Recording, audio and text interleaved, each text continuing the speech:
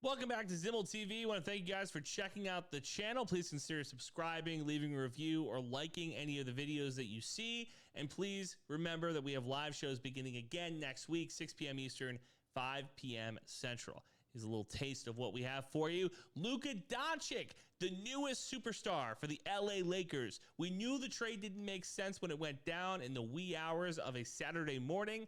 Now it really doesn't make any sense with Anthony Davis being out indefinitely for the Dallas Mavericks.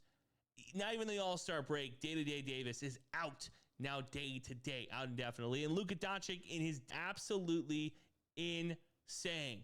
24 points for LeBron James.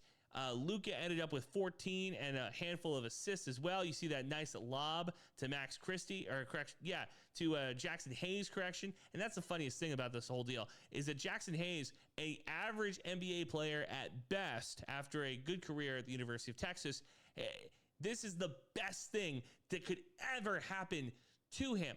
Now, will it work between Luka and LeBron? One game sample size against a team in Utah who's planning on tanking. They're looking for that Cooper Flagg pick, the #1 overall pick in this year's draft coming out of Duke. Will this game really determine anything else that we can see? Probably not, but this has been perfect for a guy like LeBron James, who has been looking for his co-star for, what, a decade now, to have a guy who he can give the ball off to and just trust. Look at these passes that Luka makes.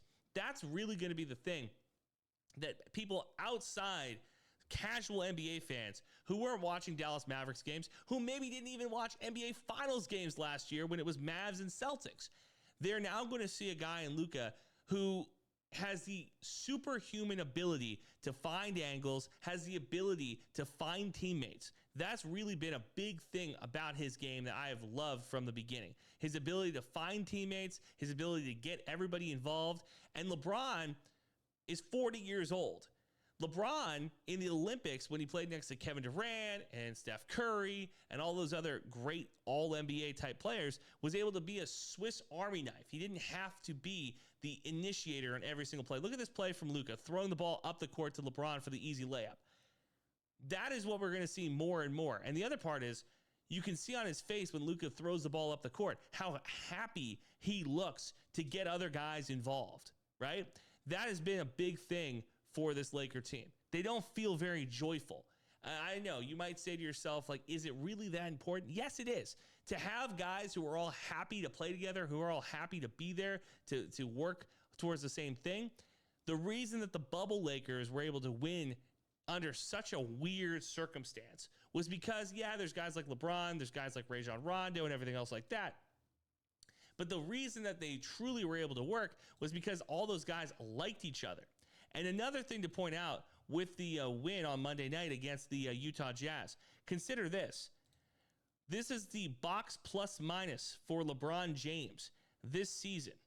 In that Utah game, plus 24, the only other game he's had that high of a box plus minus in was against the Washington Wizards.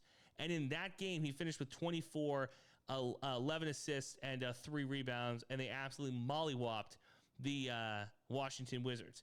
So you have to consider as well with Luka, will it work with him and LeBron? I don't think that there's a world where it doesn't work. They're too smart of players that are playing next to each other for it not to work. Now, this was Mike Greenberg, and look, analytics don't always tell the full story here, but I said that LeBron and Luka are like supercomputers playing next to each other.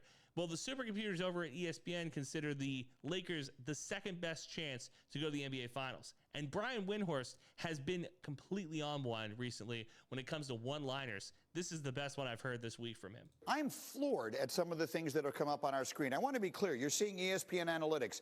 Only the Thunder have a better chance to make the Western Conference Finals. And we had a graphic a moment ago that said the Lakers have the second best chance, according to our analytics, to make it to the NBA Finals from the West, behind only Oklahoma City. To be clear, there's the graphic I'm talking about. The computer doesn't have to defend Nikola Jokic.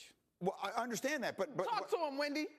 but Wendy, what I'm saying is, like last week when we were all making fun of the odds have a lot to do. Vegas has a lot to do with what people are going to bet on. These are computers. These are emotionless. They're not being swayed by the fact that they would like to see LeBron and Luka make a deep run.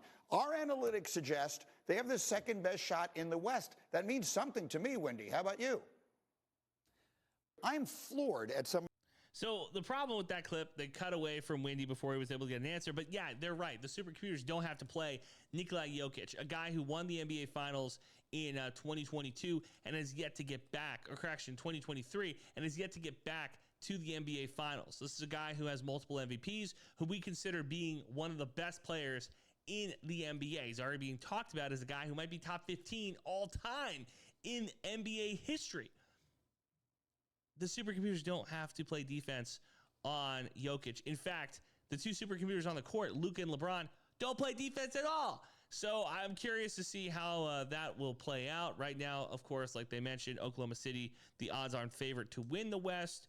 The Lakers, the second favorites to win the West. You also have to consider, though, LeBron or the ESPN Advanced Analytics giving us those numbers. ESPN Bet gives us those numbers as well. And when people put money on one team to win, those odds are going to go down. They do not go up. When more people are putting money on a team to win the championship, the odds do not get better or get worse for that team. They only get better. Okay?